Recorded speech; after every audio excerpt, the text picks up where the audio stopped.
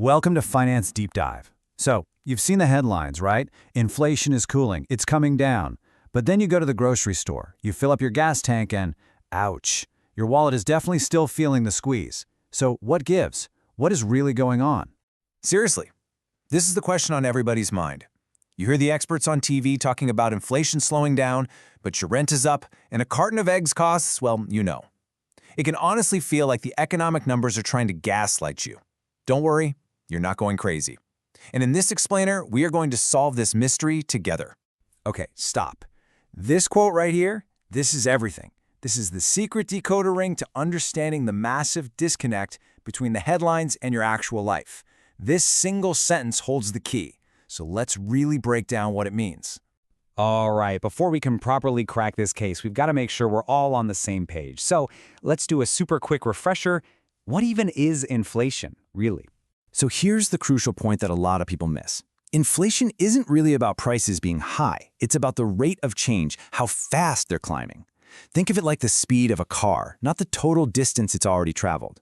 And the faster that speed, the less each and every dollar you have can actually buy.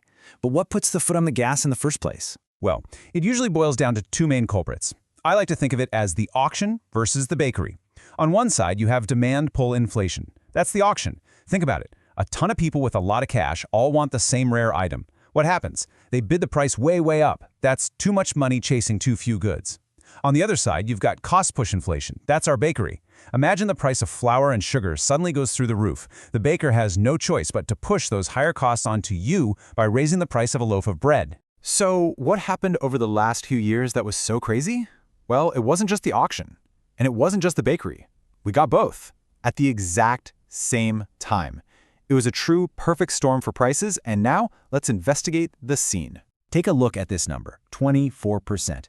What is that? Well, that's roughly how much prices have gone up in total since the beginning of the pandemic. Just let that sink in, a 24% cumulative jump. That price hike is already baked in, so even when the rate of new price hikes slows down, that massive increase hasn't gone anywhere. And this is precisely why your wallet is hurting so much. The official number, that 2.7%, it hides the real story, because that's an average of everything. But just look at the stuff we all have to buy. Shelter, up 3.7%. Eating out, nearly 4%. Meat and eggs, over 5%. And look at natural gas, up almost 14%.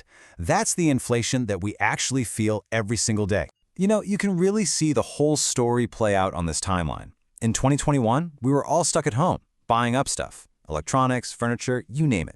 That's when prices for goods went nuts. Then, as the world reopened, everyone rushed out to travel, go to concerts, and eat at restaurants. And that's when prices for services and housing took over as the main problem. And that brings us to today.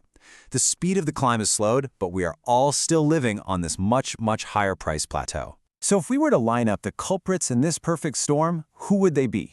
First, you had massive stimulus flooding the economy with cash. That's our demand-pull auction.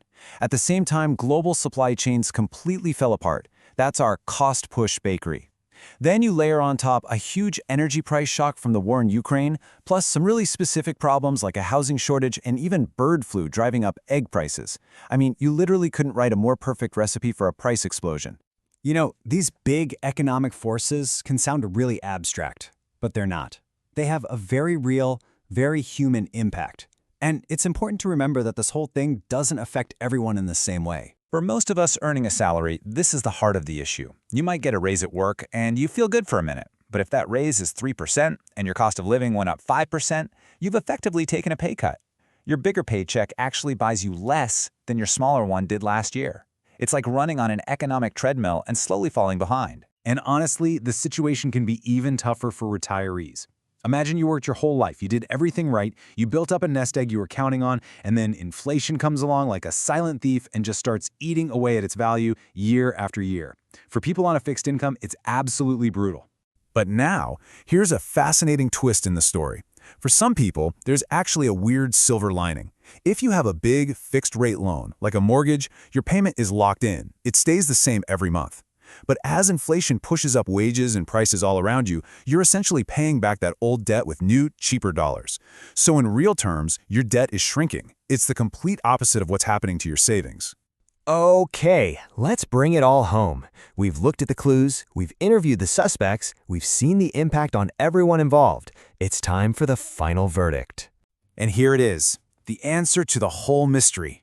The reason for all the confusion is that the rate of inflation is falling, but the cumulative level of prices is not. I want you to picture this. We've all been driving up a ridiculously steep price mountain. For a while, we had the pedal to the metal. Now we've eased up. We're going slower. But, and this is the absolute key, we are still driving uphill.